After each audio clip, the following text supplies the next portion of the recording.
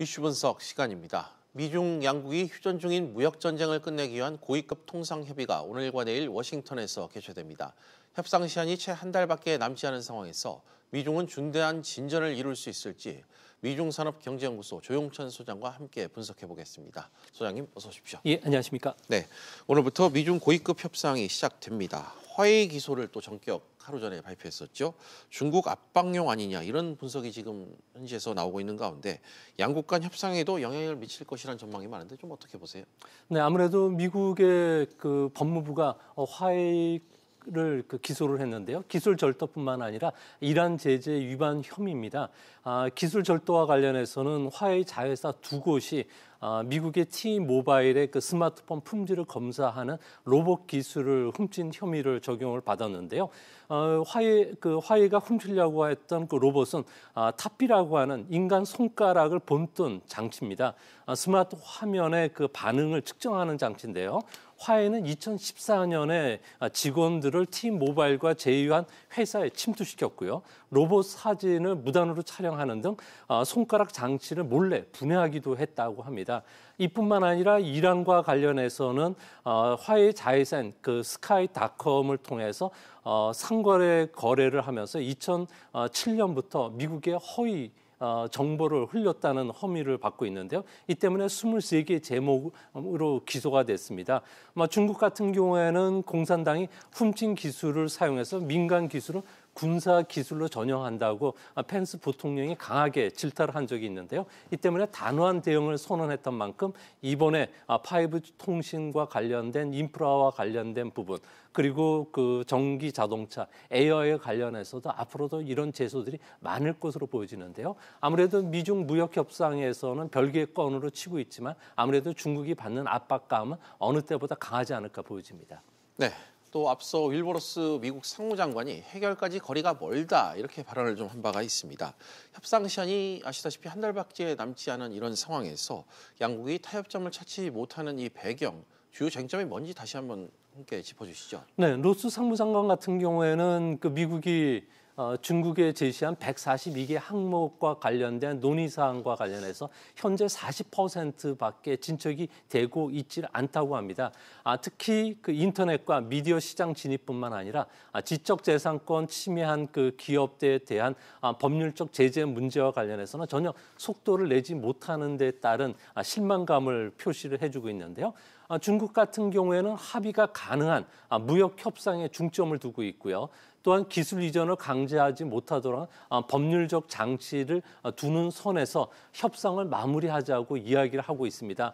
반면에 미국 같은 경우에는 구속력이 없는 법률적 장치보다는 위반 시 처벌할 수 있게 하고 무역 불균형 시정도 2024년 까지 6년간 처리할 게 아니라 2년 이내 압축하자고 이야기를 하고 있습니다.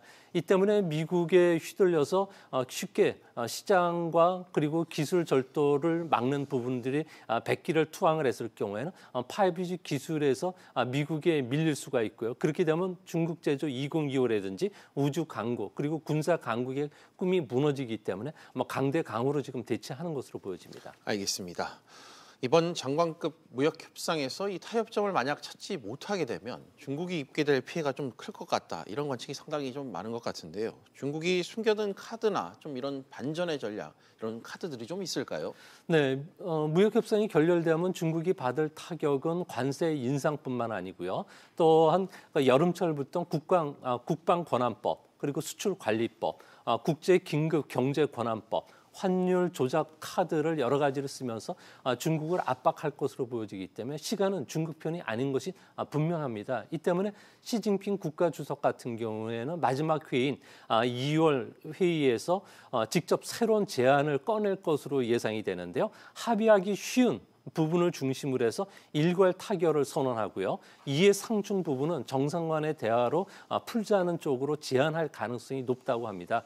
또한 지적재산권 보호와 관련된 모니터링 틀을 만드는데 합의해 준다든지 미국이 관세 부과를 유예시켜 준다면 미국이 제시한 나머지 4개 구조적 문제에 대해서도 합의해 줄 테니까 협상을 연장하자는 이런 살라미 전술을 쓸 가능성이 크다고 합니다. 알겠습니다. 지금 이 미중 간 이 고위급 무역 회담에 대한 관심도 관심이지만 그 이면에 또 지적 재산권, 기술 이전을 막기 위한 선진국과 함께 공동 전선을 형성하고 있다. 뭐 이런 관측이 좀 함께 제기되고 있는데 이 내용은 어떤 내용인가요? 네, 미국과 일본 그리고 서방 국가들이 주도를 하고 있는 WTO 개혁과 관련이 되고 있는데요.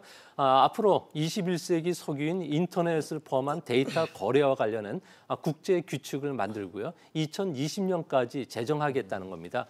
개인이나 기업들의 데이터 같은 경우는 국경을 넘어 유출됐을 경우에는 국가 안보에 큰 지장을 초래하기 때문에 상품 거래 자유화하고는 별도로 다른 접근을 하겠다는 겁니다.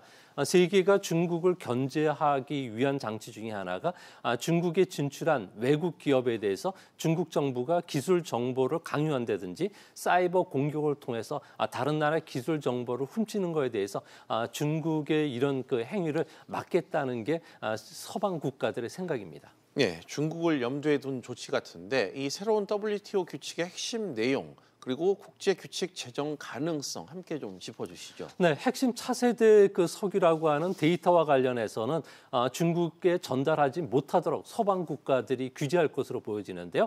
새 규칙이 적용이 되면 중국 정부는 외자 기업의 데이터들을 취득을 할 수가 없게 될 뿐만 아니라 프로그램 그 설계도라고 할 수 있는 소스 코드, 실행 단계 그 알고리즘과 같은 그 기업의 영업 비밀을 요구할 수 없게 됩니다. 이렇게 되면 중국과 관련된 봉쇄 정책이 본격화되고요. 또 데이터 거래 같은 경우는 국제 규칙이 만들어진다면 중국 공산당 같은 경우는 개인 데이터들을 공유 자산으로 생각하고 있는데요. 개인 데이터 수집, 관리가 국가가 관여하는 그것을 부정하면 체제 부정이 될 수가 있는 사항입니다. 이 때문에 중국 같은 경우는 인도와 관련된 신흥국과 연대를 해서 중국 주도의 규칙을 만들 것으로 보여지는데요. 이렇게 되면 아무래도 타협점을 찾지 못해서 5G와 관련된 부분에서 세계 규칙이 깨졌을 경우에는 전 세계는 냉전이 다시 찾아오는 신냉전 2.0 구도로 빠르게 양분화되지 않을까 보여집니다. 결국 이런 일련의 조치들이 그 무역 전쟁과 관련해 패권 쟁탈전 양상으로 흘러가는 것 같습니다. 과연 미국이 구상하는 대중국 전략이 좀 어떤지 궁금합니다. 네, 현재는 싸우지 않고 이기는 게 최선책이라고 생각하고 있기 때문에 1단계 미국의 전략은 중국 동맹 우호 관계를 끊는 쪽으로 중국을 고립시키는 정책을 쓰고 있습니다. 이 때문에 미국 법무부가 화웨이 부회장의 멍완저우를 기술 절도 혐의로 기소하고 이거와 관련해서 그 서방 국가들을 중심으로 해서 세계 절반이 중국의 등을 돌리게 한 것도 이 때문인 것으로 보여지고요. 앞으로 2단계는 중국과 패권 전쟁에 집중하기 위해서 전략적으로 그리고 대중국 그 포위망을 좁혀가는 전략을 쓸 것으로 보여집니다. 중국 같은 경우에는 급성장하게 된 배경은 아무래도 미국의 대중국 투자라든지 중국 정부의 부정한 정책에 있었다고 미국은 결론 내리고 있는데요. 이 때문에 중국 안보기관이 사이버 공격을 못하도록 우방국과 함께 데이터 규제를 좀 더 강화시킬 것으로 보여집니다. 무역 외에 앞으로는 시장 개방이라든지 지적재산권 문제, 그 5G 기술, 위안화 환율, 군사 패권을 놓고서 앞으로 점점 더 치열한 그 갈등 관계를 빚지 않을까 보여집니다. 네, 국제금융시장 소식도 좀 짧게 짚어보겠습니다. 미 연방공개시장위원회 FOMC가 2017년 10월부터 추진해왔던 이 보유자산 축소를 이 예상보다 빨리 끝낼 것으로 보입니다. 만약 중단된다면 증시와 채권, 글로벌 금융시장에 좀 어떤 영향을 미칠지 한마디 부탁드립니다. 네, FOMC 고위 관리자들 사이에서는 금리 그 인상 중단뿐만 아니라 보유재산과 관련된 매각을 좀 중단하겠다는 이야기들이 계속 흘러나오고 있는데요. 미국 같은 경우는 양적 완화 정책이 시행이 됐었던 2017 2017년서부터 4조 5천억 달러에 달하는 보유 자산을 2020년 초까지 최대 2조 달러 그리고 최소 1조 달러를 줄일 계획으로 있다고 합니다. 현재까지는 매달 500억 달러 정도 줄이고 있는데요.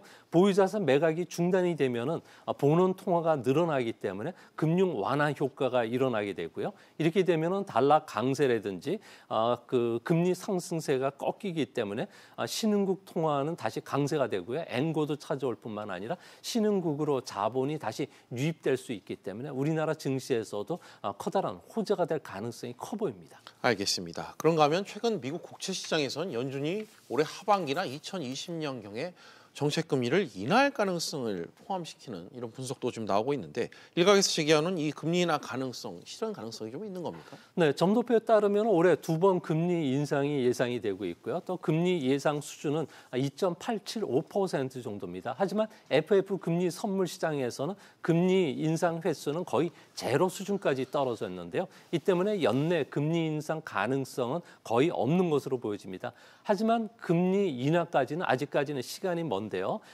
연준이 생각할 때 미중 무역 전쟁이 심화되면서 중국이 전 세계 GDP 성장 기여율이 30%에 달하기 때문에 무역 협의가 불발이 됐을 경우 그리고 또 3주 뒤에 다시 셧다운이 재개됐을 경우에 미국의 소비 활동이라든지 생산 활동 둔화를 보면서 이후에 금리 인하도 생각하지 않을까 보여집니다. 알겠습니다. 지금까지 미중산업경제연구소 조용천 소장과 이야기 나눠봤습니다. 소장님 오늘 말씀 고맙습니다.